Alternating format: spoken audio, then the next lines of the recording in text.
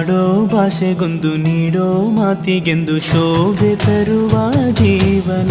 ನಿನ್ನ ಕುಲವು ಎಂದು ನಗುತ್ತಿರಲಿ, ನಮ್ಮ ಆಯಸ್ಸಲ್ಲರ್ಧ ಭಾಗ ನಿಂದಿರಲಿ.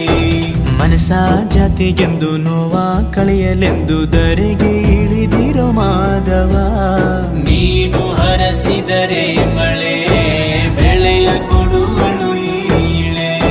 ಭೇದ ಭಾವವೇ ತಿಳಿಯದಿರೋ ತಾಯಿಯ ಮನಸ್ಸು ನಿಂದು ದೊರೆ. ಪಾಪ ಕರ್ಮವ ಕಳೆದು ಬಿಡು